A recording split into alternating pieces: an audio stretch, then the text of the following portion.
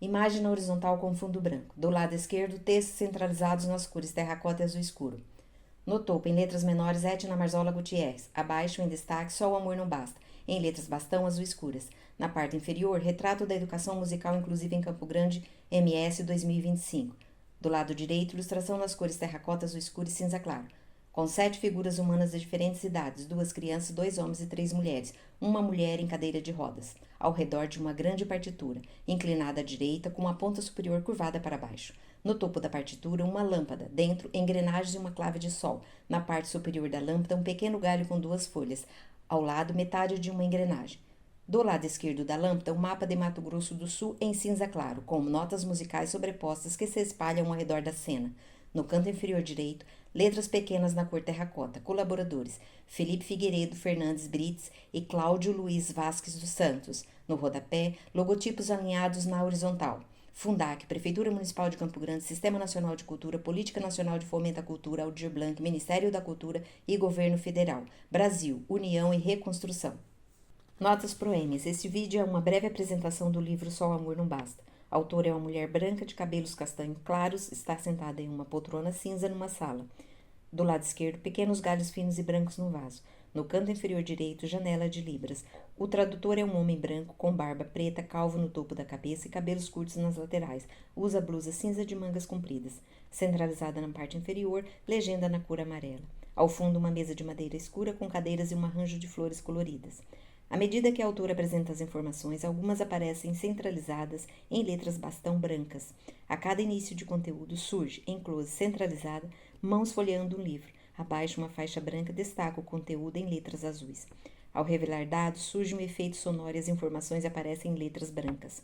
Quando apresenta relatos, a imagem escurece levemente, surge um retângulo com bordas laranja e letras brancas. Olá, eu sou Etna Marzola Gutierrez e estou aqui para apresentar o livro Só o Amor Não Basta, um retrato da educação musical inclusiva em Campo Grande, MS.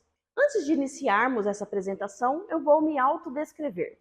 Sou uma mulher de 45 anos, cabelos curtos, uso óculos, sou pessoa com deficiência e estou com uma blusa estampada e uma calça verde. O livro foi estruturado como os seguintes capítulos: O Amor Conduz, Vozes Individuais, Vozes Coletivas, Acessibilidades, Só o Amor Não Basta, Referências e um anexo com um formulário que foi preenchido pelos agentes culturais da música. Para abrir essa obra, tenho a honra de contar com as palavras do professor doutor Heitor Romero Marques, que assina o prefácio. Ele destaca que este trabalho flutua entre a dimensão humana e o desejo de promover a acessibilidade real, refletindo um apelo a favor da humanização com todas as dimensões. Como bem pontuado pelo professor, o título pode soar provocativo. Para quem não está vendo a capa agora, as palavras "Só o amor não basta" aparecem com uma firmeza que desafia o senso comum.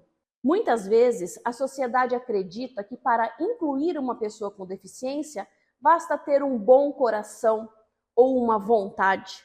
Mas como pesquisadora e pessoa que vive a deficiência na pele, eu sei que esse discurso pode parecer uma armadilha. O amor conduz. Desde 1997, atuo junto a pessoas com deficiência no coral, nas aulas de piano e em diferentes espaços musicais. Com o tempo, comecei a ouvir histórias muito parecidas de colegas apaixonados por ensinar música, mas sempre dizendo que não se sentiam preparados para lidar com a inclusão. Percebi que era preciso entender como os professores que já estão no chão da escola estão fazendo a inclusão acontecer. Afinal, sem os dados, tudo vira impressão. E sem os números, a realidade dos professores e dos alunos continua invisível. Uma vez, ouvi da doutora em neurociências Viviane Louro uma reflexão que eu jamais esqueci. Embora o vínculo afetivo seja fundamental para a aprendizagem, o educador precisa de estudo e aprofundamento para gerar os resultados reais. Foi esse despertar que me fez adotar a expressão que hoje intitula este trabalho, e que desde 2022 Quando comecei a trabalhar com formação de professores, falta o meu trabalho. Esse projeto nasceu em Campo Grande, Mato Grosso do Sul, para ouvir quem está na linha de frente. Professores que lecionam em escolas, projetos sociais, igrejas, espaços culturais e também em aulas particulares. Para dar forma a este retrato, trabalhei em duas frentes. Busquei a profundidade das histórias individuais e apliquei um levantamento qualitativo com os 95 agentes culturais. O que você ouvirá a seguir não é apenas um relatório técnico, é o registro de uma categoria que se recusa a deixar alguém de fora, mesmo quando o sistema ainda não oferece o mapa. Nas vozes individuais, eu trouxe, para preservar o anonimato e principalmente para respeitar a multiplicidade em suas trajetórias profissionais, as participantes são identificadas de E1 a E5. Essa divisão foi necessária porque uma das participantes atua em 3 cenários distintos, numa escola de música, na rede pública e em aulas particulares. E cada um desses lugares exige dela diferentes recursos e gera diferentes desafios. Todas as profissionais ouvidas convergem para o mesmo ponto. A faculdade não as preparou para a inclusão. Vemos isso quando a segurança de uma mesma professora oscila drasticamente conforme o ambiente. Ela se sente totalmente preparada nas suas aulas particulares, inclusive com uma aluna com Alzheimer, mas essa confiança cai para razoavelmente preparada quando ela entra na estrutura de uma escola de música. Uma das entrevistadas vive a deficiência na pele. Ela sempre teve baixa visão e teve busca por cursos para a sua formação. Em suas produções, como a montagem da ópera O Empresário, foi garantido o acesso ao público cego, para que ele entrasse no teatro 1 hora antes para tocar no cenário, reconhecer o espaço. Isso foi somado a programas em braille e intérprete de Libras. Mostra que o trabalho de incluir é perfeitamente possível quando existe vontade técnica. Vimos também que em salas superlotadas, sob calor intenso e com estrutura precária, a música vira uma ferramenta de regulação emocional potente. Segundo uma das entrevistadas, o som de uma flauta doce foi capaz de acalmar a crise e mobilizar a empatia de 39 adolescentes em prol de uma colega autista. Agora vamos falar sobre as vozes coletivas. Os números ajudam a dar forma ao que as vozes já haviam revelado nas entrevistas. Com a valiosa colaboração de Felipe Brits, este levantamento, realizado com 95 agentes culturais de Campo Grande, confirma este cenário em escala. Quem são esses profissionais? Um grupo polivalente formado de pessoas que transitam entre papéis de educador e articulador cultural. A educação musical na cidade ocupa todos os espaços, das salas de concerto às salas de estar, passando por igrejas e projetos sociais. A maior parte dessa atuação ocorre em espaços privados e comunitários. Quando cruzamos esses perfis com o tema da deficiência, os dados revelam o que eu chamei de paradoxo da inclusão. Temos um alto índice de inclusão acontecendo na prática, mas um baixo suporte técnico para quem está na linha de frente. Ao questionarmos o motivo de ensinar, os dados revelam um padrão de afeto. Quase metade dos educadores, 47,9%, foca no acolhimento. Entre os transtornos mais citados na pesquisa destacam-se o autismo, com 54,3%, TDAH, com 41,5% e deficiência intelectual, com 27,7%. O preparo sentido pelos docentes é, em média, baixo ou apenas razoável.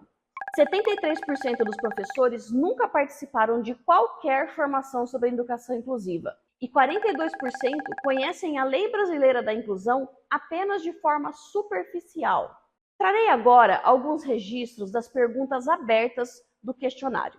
Um dos professores disse: "Vejo que a gente não se nega a atender, é que a gente não sabe mesmo o que fazer exatamente. Ao mesmo tempo, tenho medo da criança não conseguir e eu ser acusado de preconceito ou de ser incompetente. Outra fala: um aluno com TDAH me ensinou que o tempo da aula não é o meu tempo, e sim o dele. Depois de trabalhar com um grupo inclusivo, nunca mais dei aula do mesmo jeito. Outro: para trabalhar com uma aluna com visão subnormal, mandei imprimir partituras no tamanho A3 e ela conseguiu ler. Capítulo de acessibilidades. Com a colaboração de Cláudio Vasques, chegamos a esse capítulo que é o coração técnico desta obra. Precisamos falar sobre o capacitismo. Este preconceito opera em dois extremos, que produzem o mesmo resultado, a exclusão. O primeiro é o da piedade, o do coitadinho. É quando a pessoa com deficiência é vista como alguém que devemos oferecer o mínimo, porque supostamente ela deve se contentar com isso. O segundo é a da superação heróica, o anjo. Quando tratamos com qualquer gesto simples como um milagre, focamos na deficiência e não no mérito artístico. Para estruturar a prática inclusiva, usamos as 7 dimensões da acessibilidade de Romeu Sasaki: a arquitetônica, comunicacional, metodológica, instrumental e atitudinal, entre outras, que funcionam como camadas de proteção ao direito do aluno. Mas essas dimensões só ganham força quando sustentadas por um marco jurídico robusto, o da Constituição de 88, que garante o direito à cultura a todos, passando pela Lei da Acessibilidade de 2000, pela Convenção da ONU de 2009, que consolidou o modelo social e provou que a deficiência está nas barreiras da sociedade, não na pessoa.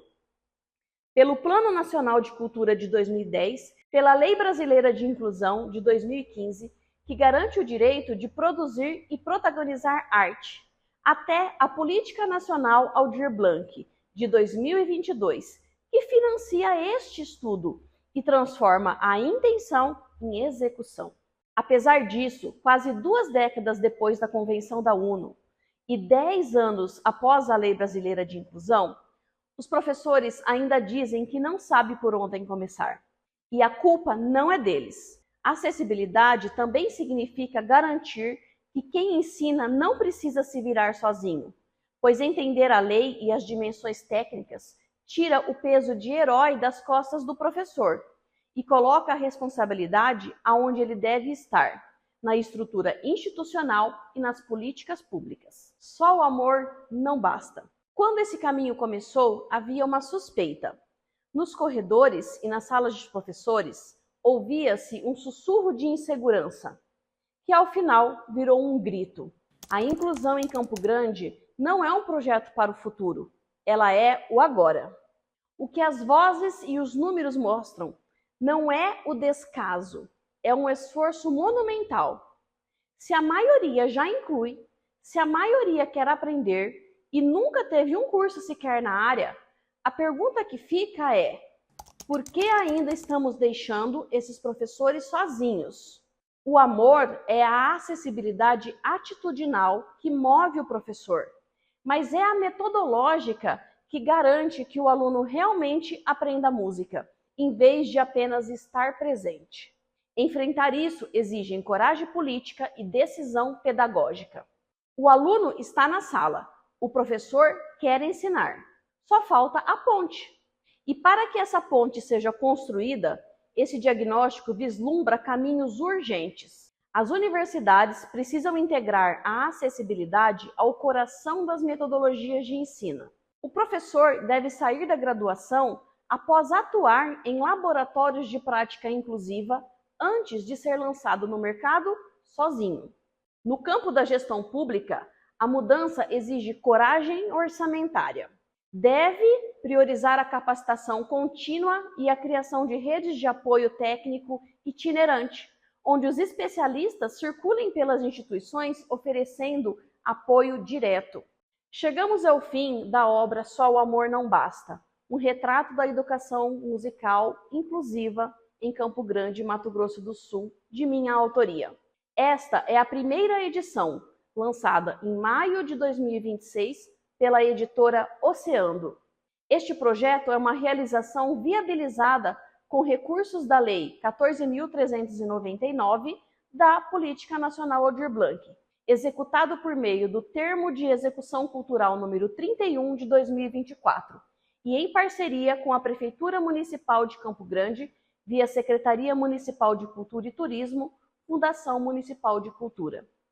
Agradeço profundamente aos colaboradores Cláudio Luiz e Felipe Brits e ao professor Heitor pelo prefácio e chancela acadêmica, bem como agradeço ao corpo editorial desta obra. Acima de tudo, agradeço aos 95 agentes culturais, agora eu choro, que romperam o silêncio e que permitiram que este retrato fosse desenhado. Que este documento sirva de base para que ninguém mais precise se sentir sozinho. Obrigada. Imagens em movimento parecem folhas de papel nas cores branca e cinza. No centro, um círculo azul. Abaixo dele, à direita, 5 linhas paralelas na horizontal. 2 delas sobrepõem a parte inferior do círculo. No centro dessas linhas, o símbolo da clave de sol, todos na cor laranja. No rodapé, logotipos alinhados na horizontal. Fundac, Prefeitura Municipal de Campo Grande, Sistema Nacional de Cultura, Política Nacional de Fomento à Cultura Aldir Blanc, Ministério da Cultura e Governo Federal. Brasil, União e Reconstrução. Ficha técnica. Edição e gravação de vídeo, Etna Marzola Gutierrez. Audiodescritora, roteirista e narradora, Ivone Ângela dos Santos. Audiodescritor, consultor, Zé Orlando. Tradutor de Libras, Cláudio Luiz Vasques dos Santos. Revisão de texto, Miriam Mirella Balatori Holande Tosta.